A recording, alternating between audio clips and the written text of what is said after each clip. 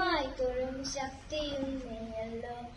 നല്ല ബുദ്ധിയായി എന്റെ മനസ്സിലും നല്ല ഭാഷയായി നാവിന്റെ തുമ്പിലും നല്ല ചെവിയായി എൻ പിഞ്ചു കൈയിലും നന്മയായി നീ കടന്നിരിക്കണമേ.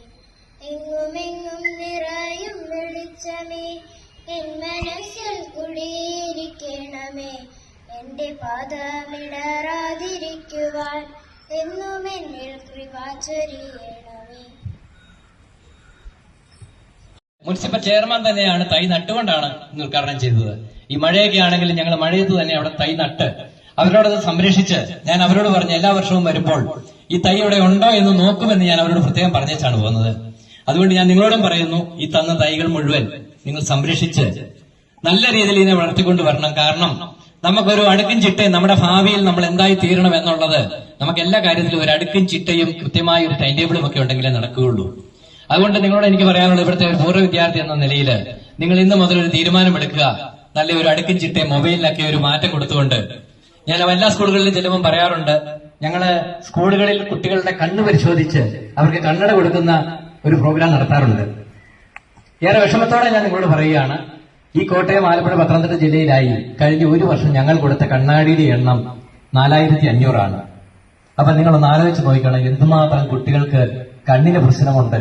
മൊബൈൽ ഉപയോഗിക്കുന്നതുകൊണ്ടും കമ്പ്യൂട്ടർ ഉപയോഗിക്കുന്നതുകൊണ്ടും അല്ലെ ടിവിയുടെ മുമ്പിൽ ഇരിക്കുന്നത് കൊണ്ടും കണ്ണിന് വന്ന പ്രശ്നം നിങ്ങളൊന്ന് ആലോചിച്ച് നോക്കണം.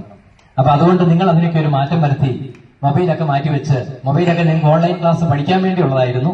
ഇത് നിങ്ങളൊക്കെ പ്രായപൂർത്തിയായി കഴിഞ്ഞ്, അതായത് സാറ് ഞാൻ സാറിനെ ഓർത്തിരിക്കുന്നു.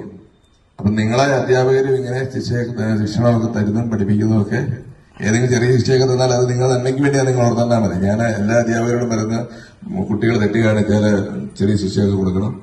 അതുപോലെ തന്നെ അവരെ നേർവഴിക്ക് നടത്തണം. ഇന്നിപ്പോ മാതാപിതാക്കളെ അതിന് സഹകരിക്കുന്നില്ലെന്ന പല സ്കൂളുകളിൽ ചെല്ലും പരാതി കിട്ടിയിട്ടുള്ളത്. മാതാപിതാക്കളെ കുട്ടികളെ ടീച്ചർമാര് നല്ല ബഹുമാനപ്പെട്ട അച്ഛൻ യോഗ ഉദ്ഘാടനം ചെയ്ത ഇരട്ട ബ്ലോക്ക് പ്രസിഡന്റ് ജോയിച്ചേട്ടന്, ഞങ്ങളുടെ പ്രൊജക്ട് കോർഡിനേറ്റർ ശിവചേട്ടന്, ചേട്ടന്, ദീപ, മറ്റ് അധ്യാപകരെ, കുട്ടികളെ, നമുക്കറിയാം വളരെ അഭിമാനത്തോടു കൂടിയാണ് ഞാനിവിടെ നിൽക്കുന്നത്. കാരണം ഞാനിവിടെ പഠിച്ചതാണെന്ന് ഇവരെല്ലാവരും പറഞ്ഞു കഴിഞ്ഞു. ശരിക്കും പറഞ്ഞാൽ ഒരു വിഷമം കൂടെ കൊണ്ട് ഞാൻ പഠിച്ച സ്ഥലം 3 ക്ലാസ്സും പൊളിച്ചു മാറ്റി. ഈ കഴിഞ്ഞ ദിവസങ്ങളിൽ നമ്മുടെ ഓഡിറ്റോറിയം ആയിരുന്നത് അത് പൊളിച്ചു മാറ്റി.